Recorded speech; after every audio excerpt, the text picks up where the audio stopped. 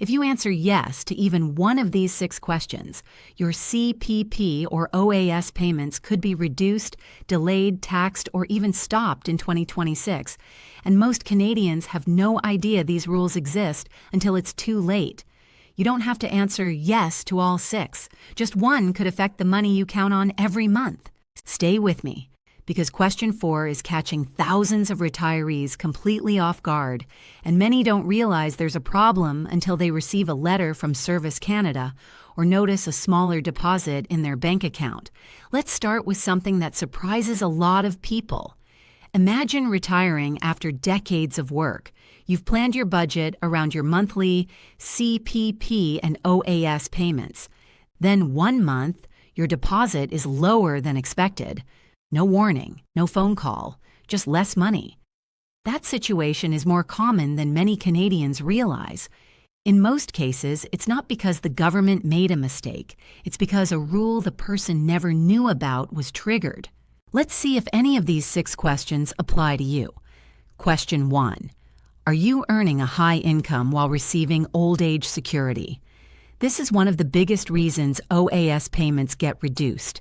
Many Canadians believe that once they qualify for OAS at age 65, they'll receive the full payment for life. That's not always true. If your annual income rises above the government's recovery tax threshold, commonly called the OAS clawback, you may have to repay part or even all of your old age security benefit. The more your income exceeds the threshold, the more OAS you repay through your tax return. And here's what catches many retirees by surprise. The income isn't limited to employment. Pension income, RRSP or RRIF withdrawals, investment income, rental income, and even taxable capital gains can all increase your total income and push you into clawback territory. Some people don't realize they've crossed the limit until months later, when they receive a tax notice showing they owe money back. The important thing is that this doesn't happen automatically overnight. It depends on your reported annual income, which is why proper retirement income planning becomes so important. If your income changes significantly, understanding how different sources of income affect OAS can help you avoid an unexpected reduction. Now let's move to a rule that's even easier to overlook. Question 2.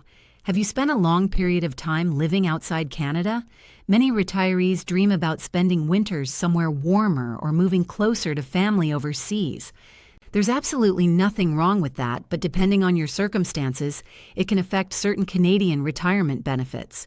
For CPP, your pension generally continues even if you live abroad. However, old age security works differently. Your eligibility depends partly on how long you've lived in Canada after turning 18.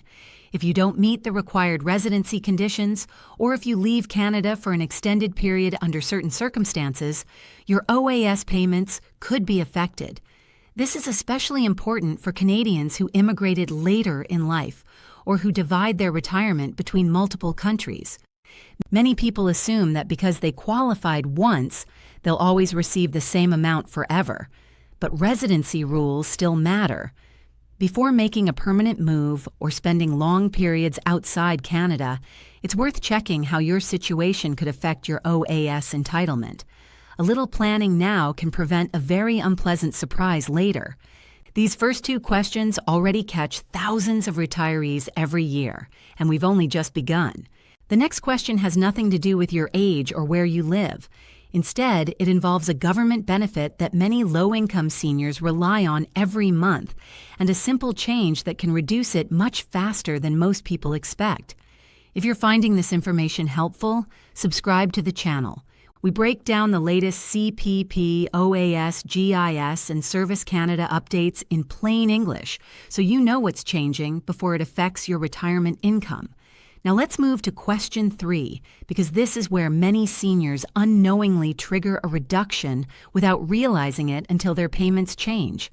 This is one of the most misunderstood benefits available to Canadian seniors. Unlike CPP, which is based on your contributions during your working years, GIS is income tested. That means the amount you receive depends heavily on how much income you report. Here's where many retirees get caught off guard. Perhaps you sold an investment. Maybe you withdrew a larger amount from your RRSP or RRIF than usual. Some people return to work part-time for a few months. Others receive rental income they didn't have the previous year. None of these may seem like a big deal individually, but together they can increase your taxable income enough to reduce your GIS payment. And because GIS is reviewed using your reported income, some seniors don't notice the impact until their benefits are recalculated. Imagine expecting the same monthly payment you've received for years, only to find that it's suddenly hundreds of dollars lower. For someone living on a fixed retirement income, that can make paying rent, groceries, or utility bills much more difficult. The good news is that not every increase in income affects GIS the same way. Different income sources are treated differently under the program, which is why understanding the rules before making financial decisions is so important. Now here's a question that surprises even lifelong Canadians. Question 4. Did you delay taking your CPP or OAS? And are you still unsure if you're receiving the amount you're actually entitled to? Most people know they can start CPP before age 65 or delay it until later, but very few understand just how much timing can change their monthly payment. For CPP, delaying your pension after age 65 generally increases your monthly benefit for every month you wait, up to age 70. Old age security works in a similar way. If you voluntarily delayed OAS, your monthly payment can also increase for each month you postponed receiving it, up to age 70. That sounds simple enough. But here's where people run into problems. Some Canadians assume these increases happen automatically without confirming their application details.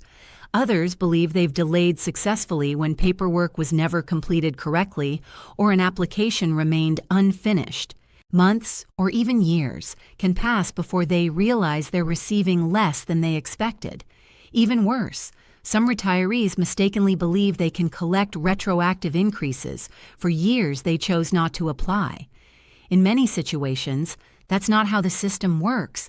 The timing of your application matters. The choices you make before starting CPP or OAS can affect your retirement income for the rest of your life. That's why reviewing your benefit statements and confirming your start date with Service Canada is one of the smartest things any retiree can do. It's much easier to verify everything before payments begin than to discover years later that you misunderstood your options. So far, we've covered 4 questions. A high income could reduce your OAS. Living outside Canada could affect your eligibility in certain situations. Higher income could shrink your GIS, and delaying your pension without understanding the rules could cost you more than you expected. But the final 2 questions are the ones that cause the biggest surprises. One involves something almost every retiree does, every year, without thinking twice. The other can temporarily stop your payments altogether if it's ignored. If you're getting value from this video, take a second to subscribe. We follow every important CPP, OAS, GIS, and Service Canada update, so you don't have to spend hours trying to decode government announcements yourself. Because in question 5, we're about to cover a mistake that many Canadians make completely by accident, and it can affect your benefits much faster than most people realize. Now let's get to the final 2 questions. Question 5. Have you recently changed your address, banking information, marital status, or direct deposit details without making sure Service Canada has your updated information?